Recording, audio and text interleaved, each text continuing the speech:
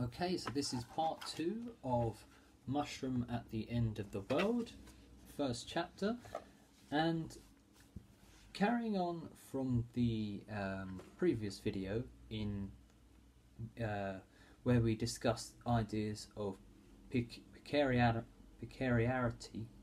messing words up today, and the precarious world that we live in.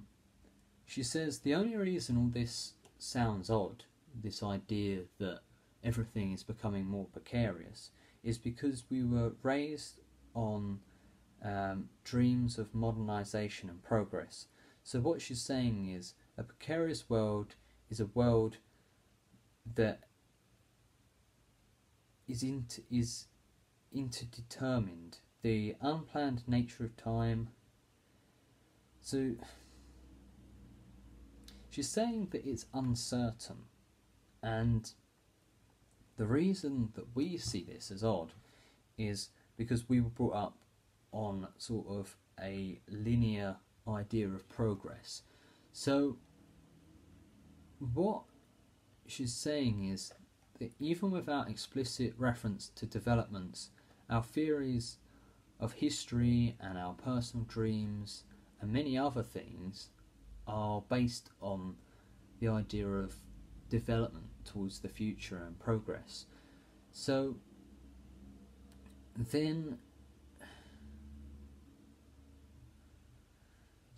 she moves on to say we should look for what has been ignored because it never fit into the timeline of progress.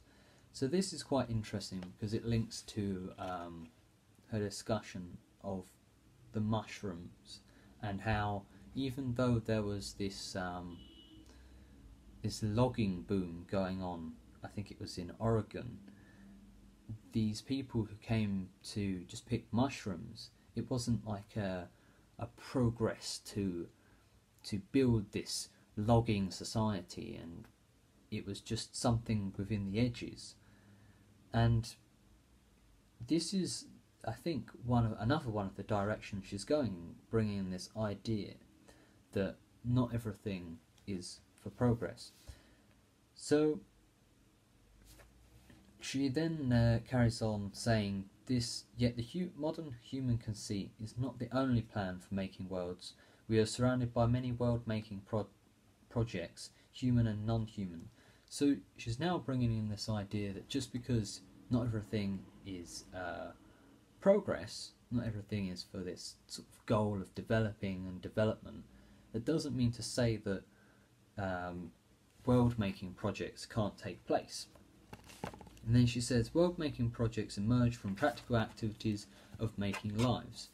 In the process of these projects, and then the process of these projects alter our planet. So,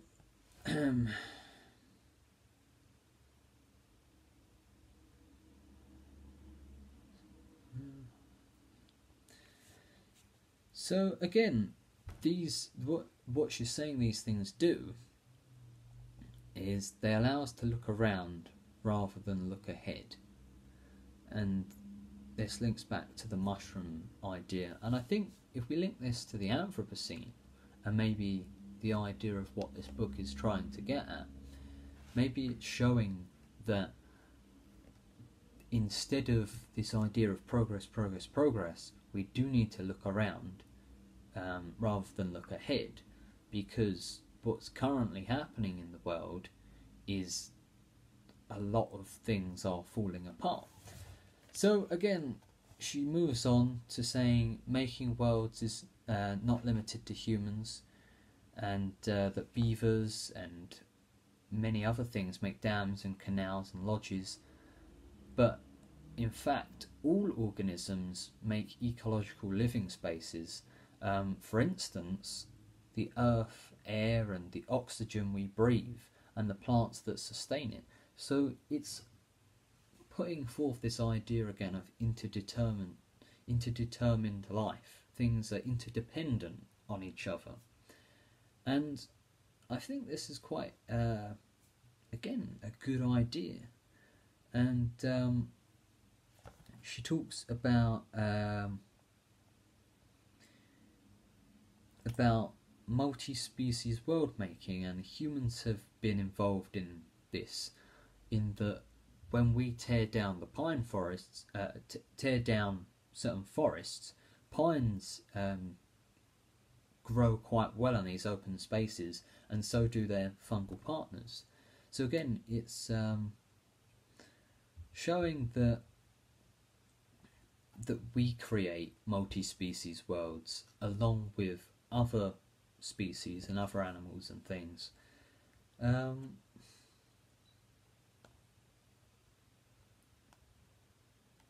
So I thought this was quite interesting. I've got this highlighted. 20th century scholarship advancing the modern human conceit conspired against our ability to notice the divergent, layered and conjoined projects that make up worlds. Entranced by the expansion of certain ways of life over others, scholars ignored questions of what else was going on. As progress tales lose traction, however, it becomes possible to look differently. So I thought this was quite interesting. This is page 22 if anyone wants to have that quote, in that what it's showing is that we have this culture of looking for and focusing on things. However, as progress of capitalism is slowing down and things are getting worse, it becomes possible to look differently. So, where am I next?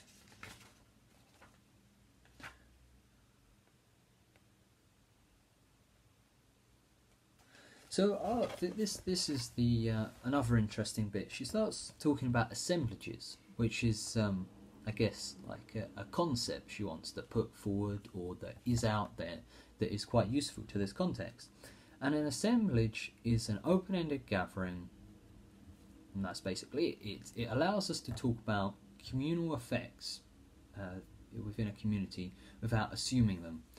So this sort of shows us potential histories in the making, and the reason this is useful is it means we don't assume the effect that things have on each other. So this sort of idea, she applies it to mushrooms. For instance, foraging for mushrooms is a way of life, but not a common characteristic of humans. And there's a few other examples, but I can't find them right now. So, thinking through assemblage urges us to ask, how do gatherings sometimes become happenings that is greater than the sum of their parts? So, assemblages, they sort of, it's a good way of looking at things, I think, is what she's getting at, in that instead of looking at things based on what we think is going on, we look at all of their parts and work out how they make things happen, how they do become a greater sum of their parts. Yeah, I think that is. I think that's mostly it. There is a quite a good concluding point, and I'm sorry to read out another quote, but I think I really liked this particular bit.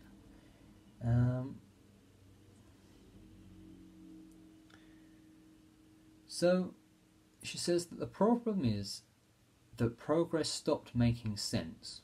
So I think this sums up a lot of what I've spoken about, in that progress, capitalism, this idea of continual growth, it stopped making sense. And more of us looked up one day and realised that the emperor had no clothes. It is in this dilemma that new tools for noticing seem so important. So I think the impression I get is that this book is going to be possibly quite metaphorical. She's going to use the example of mushroom foraging